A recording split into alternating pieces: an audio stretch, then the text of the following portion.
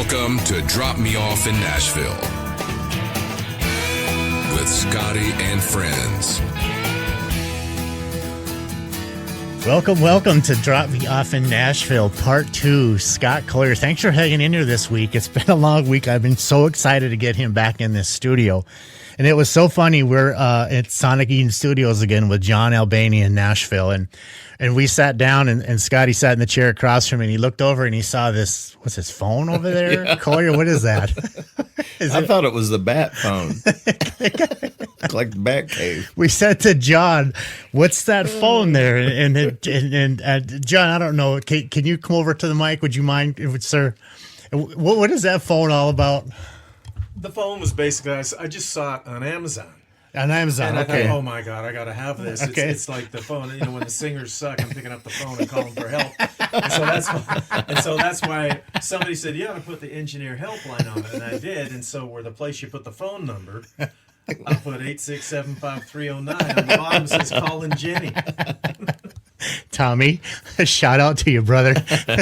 Remember when you were in this studio, Tutone, when Haas Howard was here, and I know you'd remember John. He's fantastic, but I'm going to take a picture of it, Tutone, and I'm going to text it to you. That's funny. Collier, one time I had a phone, and you made a joke. I like your rotary cell phone.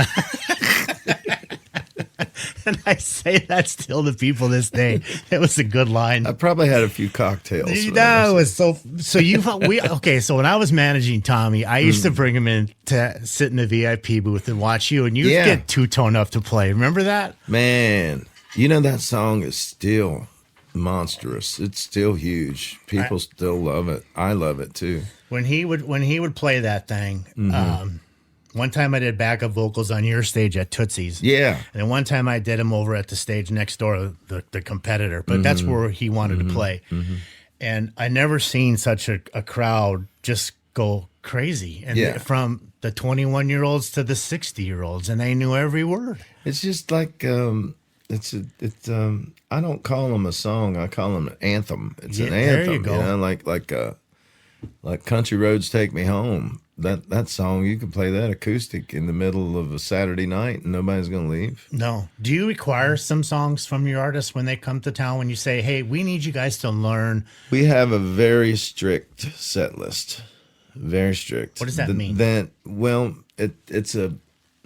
We have a staff of, performers that work for us, and we take pieces of their songs or pieces of their songs that they're using in their show, and I ask them, I'm just straight up, I'll say, what songs are working for you? And then we'll put them on a list, and we'll have these new kids that come in, learn this song, learn this song, learn this song. Because whenever kids come in, they might want to sing an original song that's just not that good. Sure. You know what I mean? And you can't have that. No. You can't do it. No. So that's why all the original music has to go through me and Uncle John. We listen to it, and then, if it sounds like a hit, then on the management side, I have a Billboard artist that I manage now. His name is Michael Gillis. And on the management side, for me, I understand your guys' rules, but I don't play your originals. So what I preach on my show is I say, but you can say your name. You could have a little something nice on the side of the stage where somebody could scan and see who you are. There's nothing wrong with advertising, hey, my name is Scottie Hugger. Hey, my name is Scottie Hugger. Say it 10 times throughout the day. Whatever that number is, that'll work without being annoying. Promote yourself, because you have a free audience from around the world. But if you can't sing your songs, there's a reason behind that. Well, and that's okay, but you also can promote who you are. It's not that Honky Tonk School has a staff of hit songwriters that write with these kids. That's the way Uncle John set it up. Cool. It's a staff of, Steve Dean that wrote all the Rodney Atkins stuff, and Don Goodman that wrote Old Red for Blake Shelton, Angels Among Us. They're the staff writers, and if we see these kids come through Honky Tonk School that has a shot of being an artist, we'll hook them up with songwriters. That's the way Uncle John set it up. That's amazing, Scott. Oh, it's from everything. That's from amazing. The way we dress them to everything. We want to see them succeed in what they want to do. That's what Honky Tonk School is about. Yeah. It's not just about, the big part is playing our places for sure. Sure. Because we have the best talent, right? Right. There's a reason for that, because we work with them. We don't just put them out there to the wolves and say, do whatever you want. We train them from the ground up. And that's the way I didn't create this. I'm just doing what I was taught to do. But it works. It works. It worked with me. I'm a prime example. Yes, when I came here from Ohio 20 years ago, I didn't know anything about how to do this. I just went in and I shut up and I listened.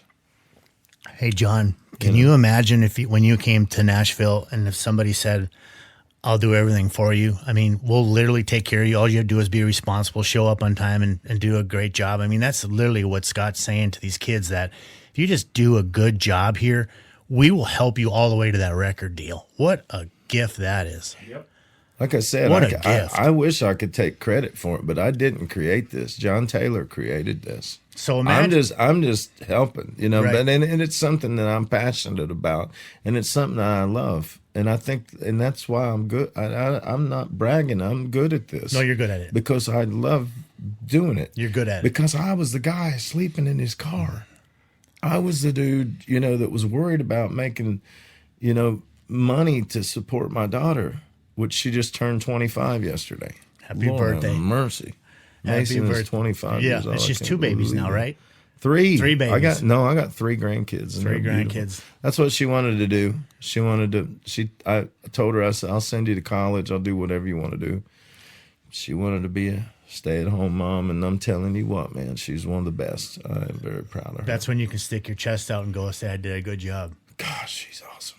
Yeah, that's outstanding. She is You have 2 awesome. great kids. Oh, I do. What's it like to be able to drive 2 miles away from your house, go to work, come home, be with your son every day? You're not on some stinky tour bus.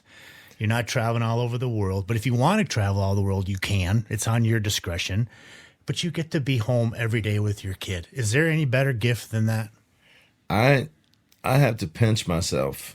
I mean, like, if there was ever a version of making it, I made it. You made it. I've No. done- There I've is done- making it. You made it. I've done exactly.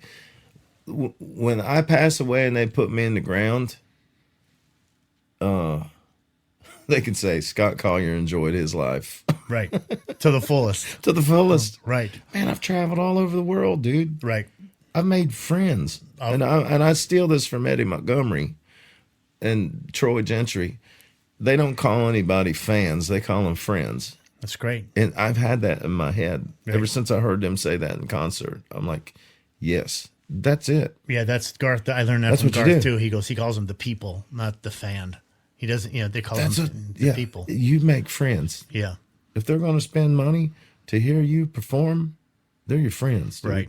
And it's not cheap anymore to go watch an artist perform. A lot of times I'll go on socials and I'll see you backstage with people like Bret Michaels, the Def Leppard people. Yeah. Yeah. What's so great about you is you never brag about it.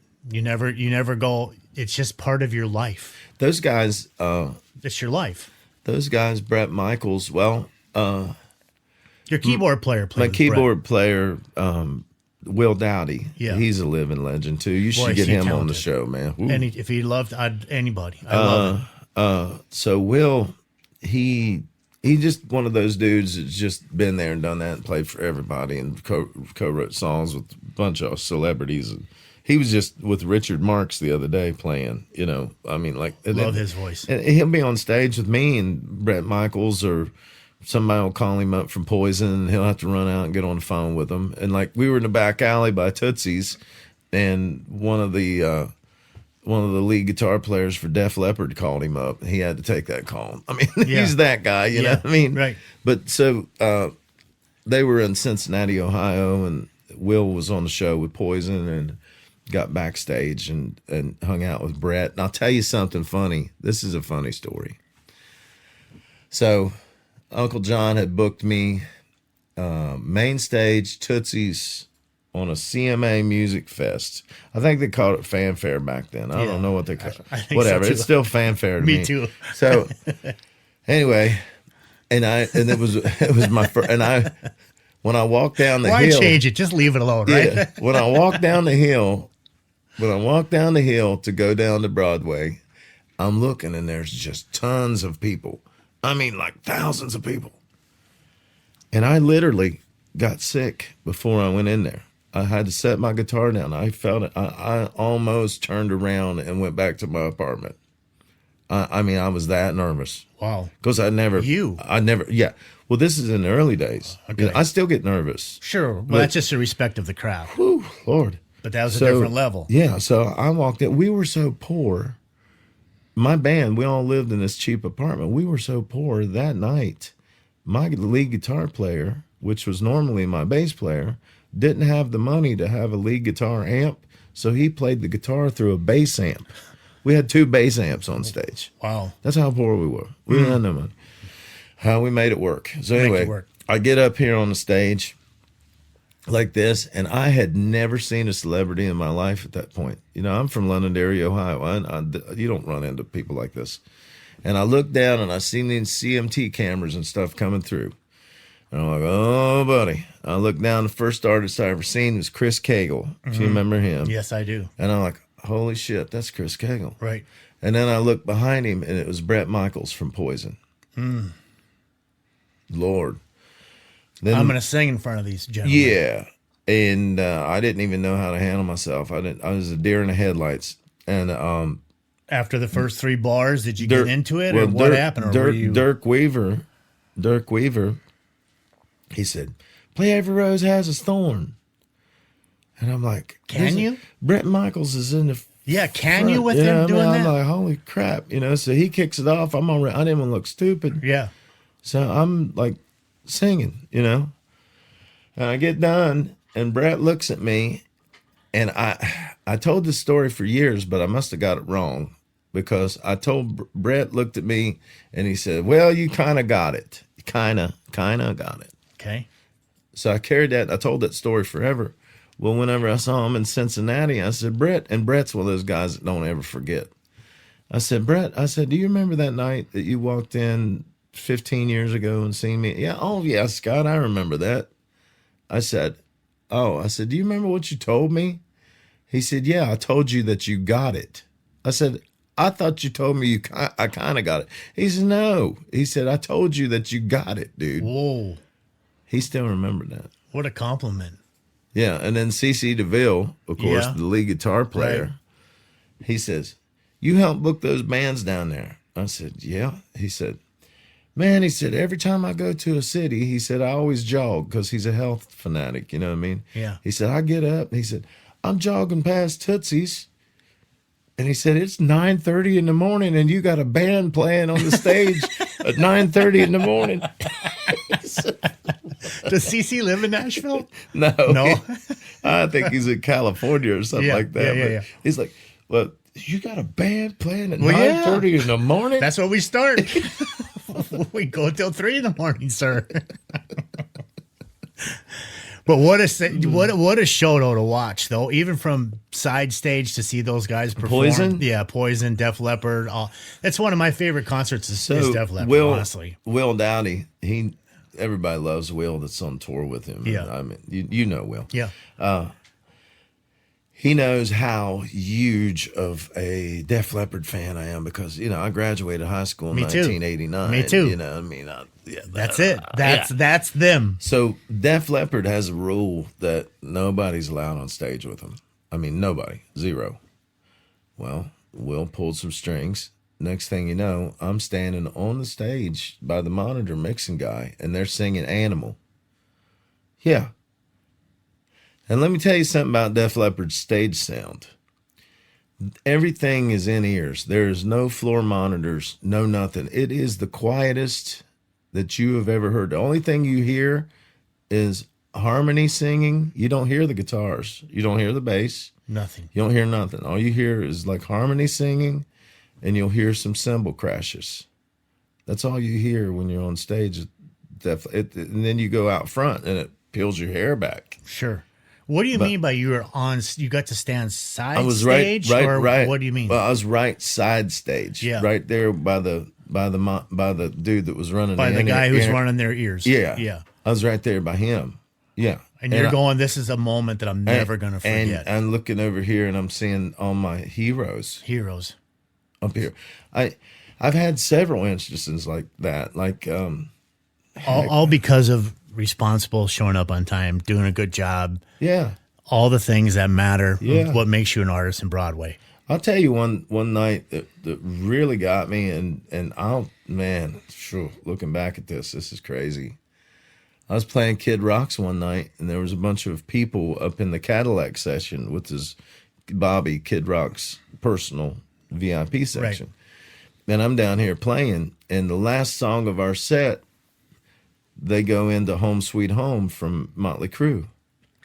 I've sang that song for years. Well, very well. They kick it off, and I look, and right out of the Cadillac section, Vince Neil from Motley Crue is walking down like this, and next thing you know, I'm on stage with Vince Neil. And he's looking at me, hey, brother, talks to me like he's known me his whole life. Right. You know? It's a respect. Like he's known me my whole life. Gave me a hug, all this stuff. Yeah. And I was like, are you going to... But now you got 500 people out here, whatever that number is, and you're going, I got to play this off, right? Yeah, and I got Kid Rock up there too. Right, that's what I'm saying. Watching us. Yeah. So you have to play it off cool, like this is no big deal. But in your mind, you're going, holy shit, what just happened? I'm doing cartwheels, yeah. You know, because this is a dude that I've looked up to for idolized and rocked out. You know, and I have in-ear monitors, right? I have floor monitors, but I have in-ear monitors. You started them a few years ago. And he was singing in my microphone. Yeah. And I heard Vince Neil just sing to me, and he's singing on stage, but like his voice was totally 100% on pitch. Perfect. It sounded like he did back in the 80s. Wow. You know, so I don't know all this controversy. I think somebody's tweaking those knobs, trying to make him sound bad or whatever. He was good. No, when I heard him, and just like Steven Tyler from Aerosmith was at Tootsie's, and he sang in my ear a cappella, "Walk This Way." Wow. I mean, he was, you know, me and him was drinking O'Doul's beer together and hanging out. You don't put any instruments in your ear, then you just put your voice. I put my voice in my acoustic. In your acoustic, and that's it. And that's all I need. So when these guys are singing, you're hearing every note out of their mouth. I hear everything. And you sat there and just took it in. Yeah. Did you try to do backup vocals for him or anything, or did you just kind of step aside? Hell no. You just stepped aside and let him do his thing. Yeah. Here you go, buddy. Yeah. You've been We're good. You've been doing this stuff a long time. You wrote this song into the yeah. But those moments are like what you could have in Nashville, right? If you break into this business, I've Billy Ray Cyrus. Miley played Tootsie's. God bless Billy Ray. He's an awesome dude, man. Yeah.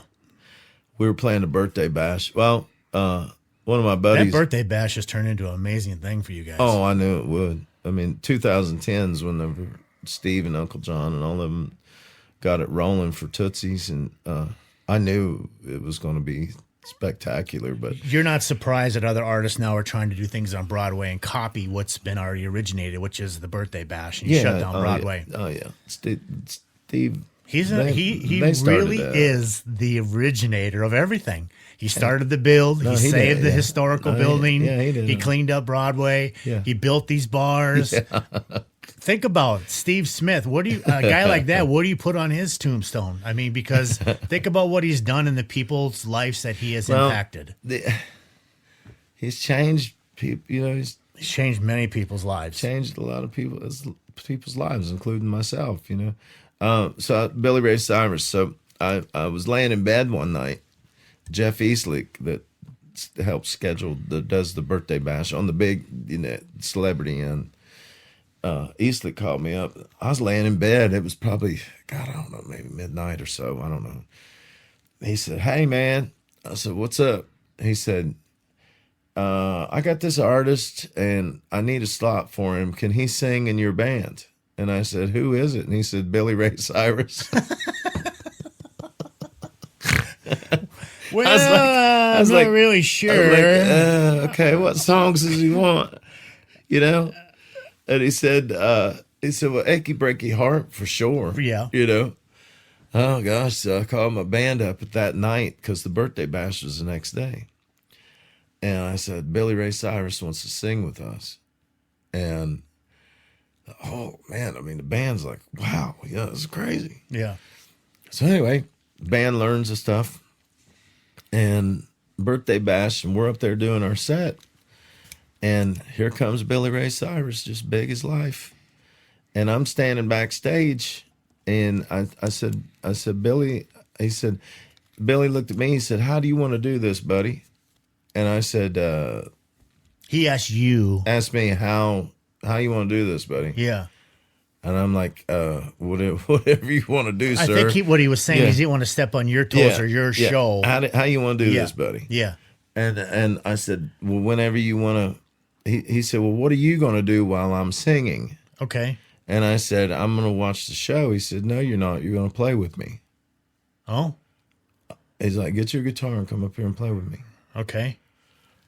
Billy Ray Cyrus telling me this, Yeah. So I get up and we play his cut. And I'm telling you what, when he hit the stage of the birthday bash, it was unreal. Yeah. Especially when he went into Achy Breaky Heart. Oh, I mean, people just. I know. People used to goof on that thing. I think this man is a genius. Oh, just crazy. Out. Well, it led into, like we did stuff for the Predators together, and he nicknamed me Catfish. Every time he sees me, he calls me Catfish. But because we did this thing where we held up catfish for some reason. Yeah, I don't know. I don't know what that is. I didn't get it either. But that's what we did because they wanted us to. But they brought the Stanley Cup trophy in and all that stuff, which is cool. But, so what's cool about you is that even though you know these folks, you don't blow them up. You're not pitching them songs every other week. You're respectful to who they are, right? They're just your friend. They're just your friend. I never. Okay, you guys, listen to what I'm saying to you right now. When you get opportunities to be with somebody who's on a different level than you or on your level and has a respect for you or is honoring your craft or playing with you, remember, treat them like the respect that they deserve. You don't need to go home and have your mom and your sister call them on the phone. We don't need to be singing happy birthday. All that stuff that goes on just doesn't need to happen because that's a quick way to lose a friendship, right? And getting back to what you were saying, to dig deeper into these new artists that come to town. Yeah. I tell them too, you got to be a good hang. You got to be a good hang. You can't be obnoxious. Don't pee on them. Man, you got to be cool. Yeah. You got to. You said, blow up in your mind, keep that memory where it belongs, but be in the moment. And don't be an ass kisser. And don't be an ass kisser. Nobody likes that. Nobody wants to hear it. They've heard it already. You just got to be cool. I say that a million times. I'm like, every lie, every excuse, Collier and his team has heard it all. Just go down there and do your job. Just do it. And he's maybe even done all those lies in himself. So you're not going to get nothing by him. And if you keep playing games with him, he's just going to find somebody to replace you, right? Yeah. I had this girl call me up one time. I had her scheduled at, I think it was at Rippy's or one of Honky Tonk. It was one of them. And she said, sir? I said, yes, ma'am. She said, I can't come in today. I said, why is that? She said, well, I got shocked by my microwave. The hell? Shocked by your microwave? You can't make that up. You can't make that up, right? What does that even mean? Okay. What did you say? Okay. We'll get you covered? I covered her. But you covered her. Yeah, but she didn't last long. No. You know. Yeah, you know. Shocked by the microwave. Hey, listen! Hey, don't go nowhere. We've got more coming at you. That's right, y'all.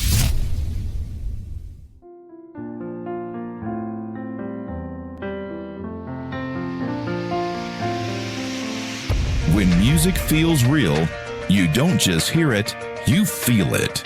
That's the sound of Michael Gillis, one of today's fastest rising voices in adult contemporary music.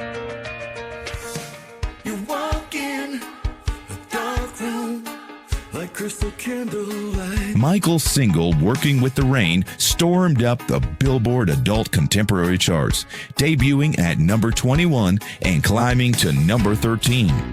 Then came Can't Hide Beautiful, holding steady in the Billboard Top 40 and streaming in over 30 countries.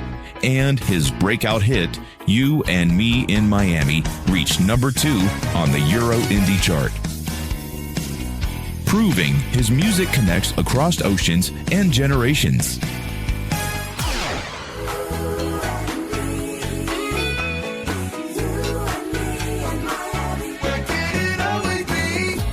With heartfelt lyrics and that unmistakable voice, Michael Gillis is redefining modern pop country crossover.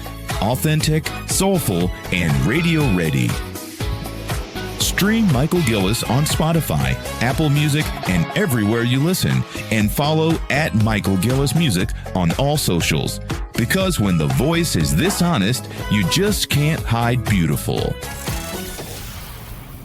So let's end this interview because I've taken up more time than you've been more graceful than I could ever imagine. Scott Collier, thank you for coming in today. Thank you, brother. I appreciate it. you gave me 2 weeks of your time, and that's a lot to ask because I know that you also you do shows. You're busy. You usually perform for 4 hours at a time. You usually have a great co-host or co-singer, I don't know what we call them, on stage with you. Where can people usually find you if they come to Nashville? Because they're going to want to now. Well, I play Kid Rock main stage with my band Monday night, 6 to 10, and then Tuesday, Wednesday, Thursday, 2 to 6. I got to ask you one more thing about that. Speaking of bands. Yeah. Sometimes you change band members. How do you know when to do that? Or is it a process of that it's just not vibing, or you guys are going in different directions, or that person is wore out, or you want to just change the band member because? So if I'm a new artist in town and I start to get a good gig with you and I'm playing 6 to 10 and all of a sudden I start to feel like my lead guitar player isn't doing what he's supposed to do or is lacking, or the show is starting to slip because of his or her performance, how do you know when to change that person out? Or is that something that you guys do for them?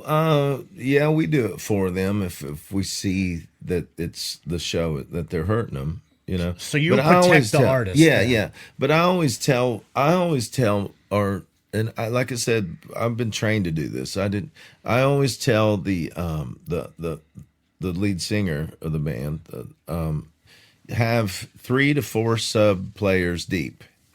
So have 3 to 4 guitar players, 3 to 4 drummers, 3 to 4 bass players, keyboard players, fiddle players, whatever they're using. Make sure they have that deep because, you know, some of these players, they have to go on the road. Like Will Dowdy. Like your guy does. Yeah, if he's got to go with Poison, then, you know, I can't, so I got keyboard players that I'll call and I'll bring in that, you know. But you have that Rolodex. See, you could probably, but what about somebody? Yeah. So if somebody didn't have that, they would go to you and say, "Hey, Scott, I need help covering this because."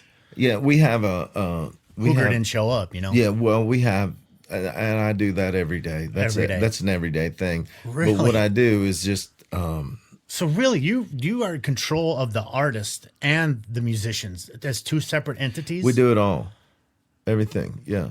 That's impressive. How many stages you're covering? Oh gosh, I can't even count them all. I mean, now with this 35,000 square foot coming up down in Panama. 1, 2, 3, 4, 5, 6, 7, 8, 9, 10, 11, 12, 13.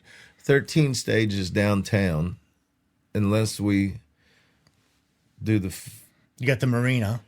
Yeah, and we got 2 marinas. We got Patesford Marina, which Fish Lips is awesome, dude. Awesome. Anybody that comes to Nashville needs to go to Fish Lips. That's not that far of a drive away. No, it's easy drive. Center Hill Lake. Yeah. It's right, Fish Lips. Check it out. But we have bands out there every Friday and Saturday, and then a lot of celebrities go out there too. Sure. You know, I mean, like Steve Smith is.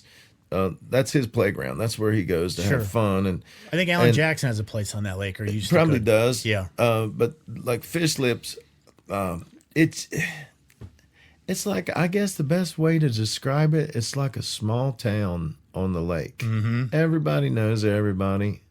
wonderful setup. It's perfect. It's beautiful. They just rebuilt it. I mean, I haven't known that. Oh my gosh, dude. I gotta go back out there. And I mean, it's concert sound. You know, like and they bring Randy Houser. Running out of Moonlight. We've done shows with him out there, and Montgomery Gentry, of course, and Kid Rock. And I'm sorry about your friend T-Roy. I know that's what you call him, Troy. That he passed away. I know that hit you hard. You were close to him, dude. It hit you hard. You saw T-Roy on stage with me. I have, and I've seen what you've posted about him, and I know how much that affected you. I'm sorry about that. Man, T-Roy was. I can't believe that happened. Hey, let me tell you something about T-Roy. So. He would always get on stage with me, not because he was my friend. He liked me. T-Roy's a honky tonker. He liked to do that stuff, and he would get up and sing harmony with me, and his harmony was so awesome. I mean, like nobody could sing like him. Yeah. And he would get up there and he would sing, and I would always turn around and I would look at him like that, and he would always look at me. He said, "Scott, don't look at me. You look at the crowd out there. Don't be looking back here at your band." He was mentoring me, teaching me that thing. And the last thing that he said to me, he was getting ready to go on stage. Now, I remember this like it was yesterday. He had his guitar strapped around his neck. He's getting ready to go out on stage. And he looked at me and he said, "Scott," he said, "I'm proud of you." I said, "You're proud of me?" He said, "Man," he said, "not for the music. Not for what you've done here." He said, "I'm proud of you because you took care of that boy, much of my son." And he said, "I'm proud of you because you stopped drinking and you really focused on doing what's right." That's amazing, Scotty. That's my last memory of Troy. You'll take that to your grave. Oh, yeah. I mean, he didn't have to say that to me. He didn't but have that's to what say he that did. to And you. he gave me a hug. And they went and they kicked off, I think it was Hell Yeah or something. Hell Yeah, right on, whatever it was. He didn't have to say that to you. He didn't have to say that to you. No, he said that was the last time T-Roy and me and him had a conversation was there. I want to ask you two more questions, okay? I want you to think about this one really hard before you answer. Maybe you'll know it right off the top. I want you to take Scott Collier's wisdom today and go back to that 20-year-old kid, and I want you to sit down with him. And I want you to say something to Scott Collier with his arrogance or his immaturity or just getting to town. You're going to say, "Scotty, I'm you 20 years from now, and I need you to listen to me." And what would you say to him? Don't name drop. That's it. Don't name drop and don't drink. Don't drink and don't smoke cigarettes. Don't do it. It'll screw you up. When I was a kid, being in town, I was so excited about all the celebrities that I saw and all the things that I did. I wanted to tell people. Yeah. But that got me. Came across ugly. He's a name dropper. Yeah. And that's why I say. Nobody likes a name dropper. Right. It's the first thing that turns me off now, too. I know people get excited when they go to Nashville, but the first thing they come up to me and they say, "Man, I know this guy that knows this guy that knows Eddie Montgomery." Yeah, and you want to go sit down, son. Let me tell you something. Like, God, oh, come on. Yeah. Dude, or don't brag on yourself. It's disgusting. Which I never did. No, you've never done that. But like, you have these people, well, I got perfect pitch or I got perfect. Just shut the hell up and sing. That's all you got to do. Shut up and sing. Just shut up and sing. You guys hearing that?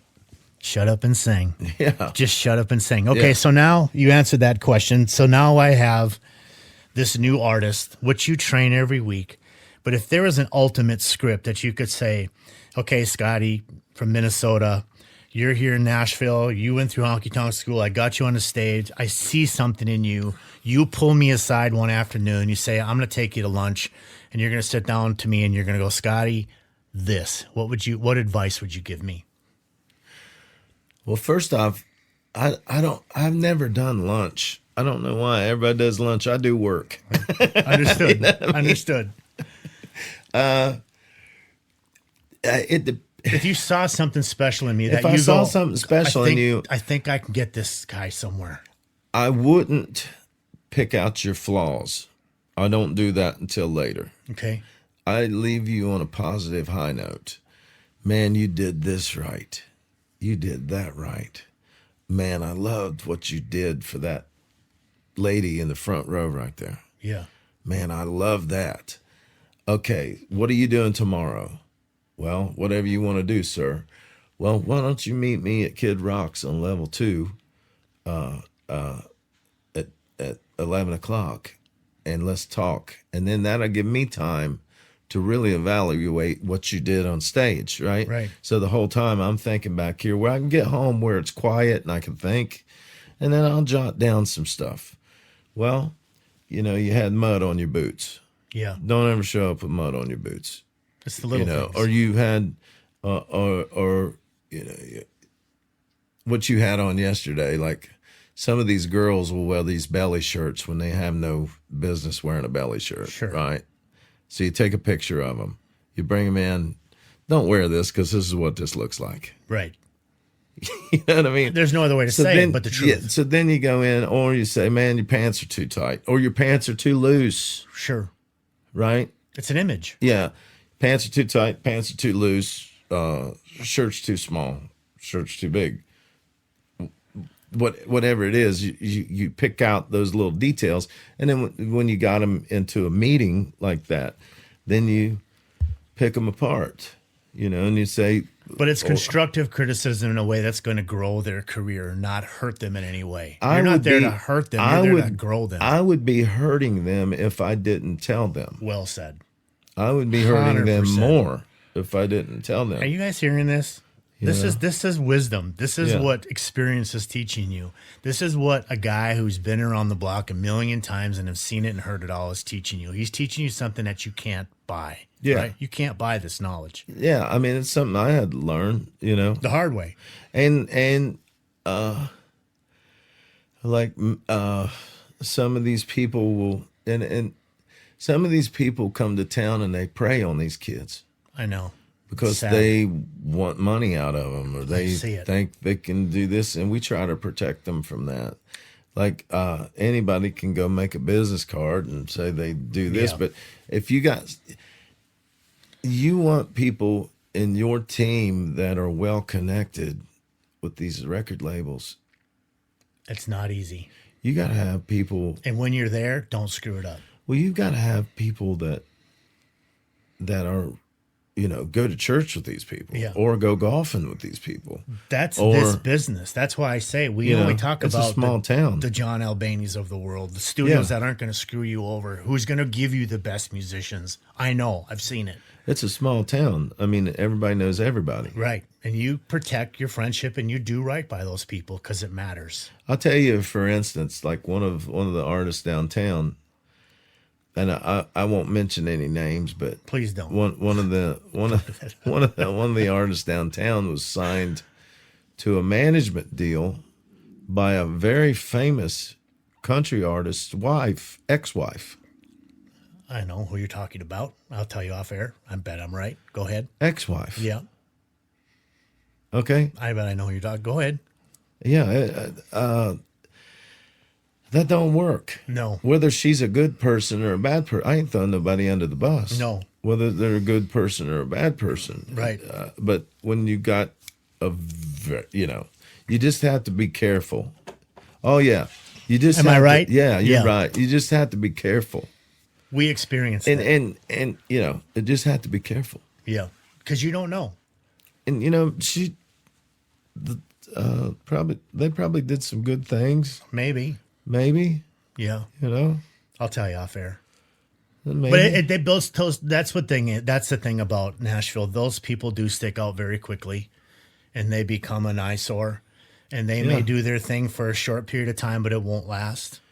You got to. It's a small town. No matter how big you think it is, people talk, and they know who's right and who's wrong. That's one thing about Nashville, Tennessee. And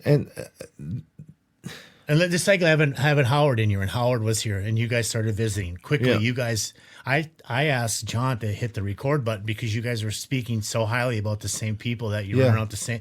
That's how Nashville is, Yeah. don't you think? Yeah, it is. It's a close knit environment, and we take care of the people, and the snakes quickly get pushed away. Yeah. I have to bring up something. Do we have enough time? Yes, sir. All the time. I just want to worry about your voice. I got enough time to.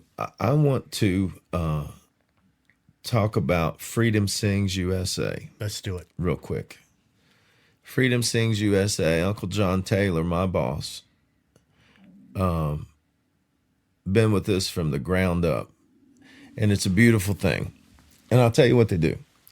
They bring these servicemen and women in, and they tell their story of war through music. And they have hit songwriters on staff that write with these people. Freedom Sings USA. I never served personally in the United States Armed Forces. I wish I would have now, looking back on it. I really do. It's one of my regrets. You're a better man than me. I was too scared. I still am scared today. I should. It's one of those shoulda, coulda, woulda. My dad was in the military, and I just couldn't do it, Scott. But I was too now scared. that I've, I guess kind of helped Uncle John in a way on certain events, like if they're doing a thing at Honky Tonk Central or whatever. I'll help get the band, help make sure everything's organized. But I've actually been able to go in and see how life-changing this is, because PTSD is a real thing. Absolutely. I mean, it really is. And one of my friends back, I don't mean to interrupt, but one of my friends was a state highway patrol back in my hometown of Hibbing, and he had to rescue 2 young girls from drowning. Yeah. And he quit shortly after that, and he still lives with that vision in his head. So I can't imagine. That's bad enough, and then war on top of that would be. Well, I can't imagine. They teach these. They teach you how to fight. Yes, basically, but with a cold heart. But they don't deprogram you when you go back into society. Right. And I didn't realize how much of a problem that this actually is, and how it affects people's lives the way it does, until I started helping with Freedom Sings and watching these veterans come in and watching how life-changing it is. So I just wanted to give a shout out to Freedom Sings USA and Don Goodman and John Taylor and Steve Dean and all those guys that make it happen. So if there's any veteran out there that wants to tell their story of war, through music. And how do they get a hold of you for that? Can they go through the website? Yeah, Freedom Sings USA. And they can get, that's how they can. Yeah, they can get up there. I had a guy about a month ago. He listened to one of my podcasts, and he's in the military. And I'm very nervous about this interview that I'm going to be doing with him next month. Number one, because I need to honor him the right way, and I don't know him as a human being, so I'm doing my research. And number two, how do you sit down with a guy and thank him for protecting you and your rights in America the right way without sounding like an idiot? Yeah. That's my conundrum, Scotty. Good luck. Well, what you do in your shows is pretty cool, because you always say something about America. We have to. You always do. It's not. Well, you don't have to, but it's cool. Well, and people absolutely go crazy. Okay, the other night I had a World War II veteran in the house. Okay, he was 100 years old or 100 and some. Yeah, and I gave him the microphone. He was up on the mezzanine. He couldn't get down to the stage. And I sent one of my band members up with a microphone to give. This is a special thing. Yeah. And this World War II veteran got on and sang "This Little Light of Mine, I'm Gonna Let It Shine." Oh, no way. And the place was packed. And there was not a dry eye in the place, including myself. Yeah. You get, wow. Yeah. That's those moments that you don't forget. I mean, it's great to have Vince Neil sing in your ears, but it's almost better to have a guy up there do something like that and have that moment where he captures everybody with his innocence. And that's amazing. Those are those moments, man. 35,000 square feet building going up in Panama. 35,000? Man. That's huge. See, Did you have a place down there? Yeah, we had one at Pier Park. We were in business down there for I think it was 15 years. Yeah, what Tootsie's. happened? Hurricane or just closed? No. Just the popularity of Tootsie's has just grown.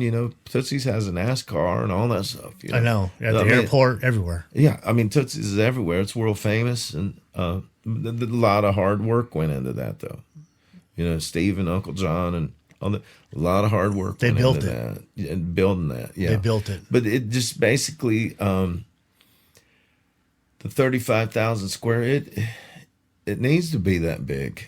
To hold the people. Tootsie's just outgrew where it was at. I mean, just go to reality. Yeah. It just became so popular. It's like you can't get... Is there any insight? Is there anything else that Steve has up his sleeve because he's so creative that's going to happen in Nashville that you can talk about? Or is that nothing? Or have you not heard of anything new coming? You don't hear stuff like that. No? No, it just happens. Like that day that you're downstairs playing and here he comes in with the plans. What are you doing? It's third floor, Scotty. We're going up. That's the way it's always been. Like, I didn't know I was going to work for Kid Rock. I had no idea we were even building a Kid Rocks. I didn't have no idea. Right. I just got a call one morning and said, I need you at the diner to come in for a meeting. And the next thing you know, I'm sitting with Uncle John and I'm sitting with Steve Smith, the honky tonk Godfather's right across from me. And Steve said, well, you got a new boss. I said, what'd you do? Sell? Are you going to sell out? And he said, no, I ain't selling out. He said, you're going to work for Kid Rock. I was like, whoa. That's how you don't ever know. It just happens. So I don't even know how to answer this question. Let me think a minute. When they say you go to work for Kid Rock, like you play at his bar, but you don't answer to him, right? You don't answer to Kid Rock, but you represent his brand. Is that properly way to say it? I would answer to him if he called me. Yeah, but if he called you, of course, that's what I'm saying. But you don't. He's not calling you or saying what happened last night or none of that nonsense. He just owns at the bar. I work for John Taylor. That's who I work, and I work for Steve Smith. And Steven, but they Kid call Rock, me. They call me, and then I do my best to take care of whatever they want me to do. Yeah, whatever brand that you're representing, you take care of the brand. Yeah, I just do what they tell me to do. Yeah. And very, very well, by the way. Yeah, I just do that. Now, there's been times that Kid Rock's called me up before. Mm-hmm. Like, I'll tell you this is kind of cool. I was laying on the couch one night and we'd just opened Kid Rock's up. And Bobby Ritchie, Kid Rock, called me up on the phone and he said, hey, Scott. I said, what's up, buddy? He said, I need a favor. I said, you do? He said, yeah. He said, I got this young kid coming in.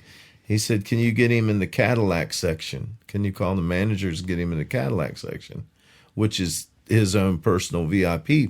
He said, and just, comp all the drinks, just tell him to take care of him. And I'm like, yeah. I said, what's the kid's name? He said, Morgan Wallen. Are you shitting me? Yeah, was this before Morgan was famous? Yeah. He said, Morgan Wallen. I said, I've never heard of Morgan Wallen before. He said, well, trust me, you're going to hear of him. He said, he's coming to my honky tonk tonight. He said, I want to take care of him.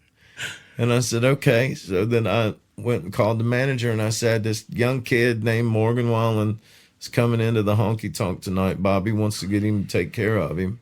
And Mance Brothers, which is one of our other bands, was playing that night. And so they went and did their thing. But did he come down and sing? Yeah. Oh, yeah. He came down and sang. And he was so famous at this point, he was standing on one of the steps, and a customer paid the band $500 to go up and kiss the steps that Morgan Wallen stood on. You got to be shitting me right now. Can I ask you something? I'm getting real, man. What happened with that throwing the chair off the thing? Do you think that was a publicity stunt for the Chiefs bar, or do you think that he was just having fun and made a mistake? I have no idea. I always wonder if it was a publicity, because he could have hurt somebody, and I think if it would have been staged, he would have made sure that it was going to be okay and nobody got hurt. I have no idea. Thank God nobody got hurt. I wasn't down there that night, but I heard about it. That's crazy. It put the Chiefs bar on the map for whoever owns that place. I don't know what. Speaking of Chiefs bar, okay. I know this is kind of, I don't know. You don't have to answer if you don't want to. Do you go in the other bars? Do you go into Garth? Do you go into Old Reds? Do you look at their sound system? Do you walk in there ever and just kind of see? Not because of the talent, because of the layout, because of the sound, because of maybe they're doing something different.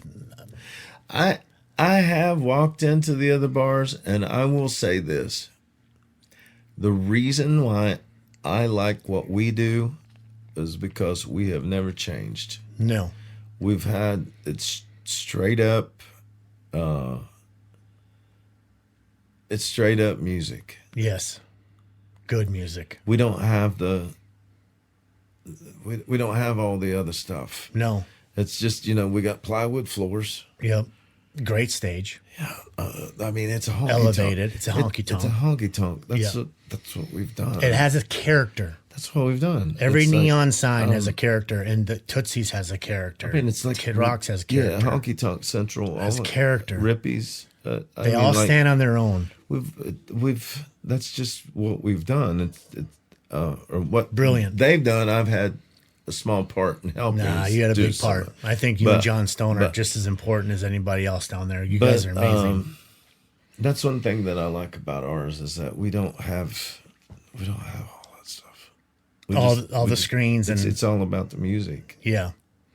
The thing that I do find cool, I'll say this, is not discrediting any of the other people. No. I know. I'm not. No. I'm telling you, there's talent like crazy. Sure. But we do things. Consistent. We just do things the way we do it, and it works. Yeah, it works. Well. Yeah, we just do it the way we do it.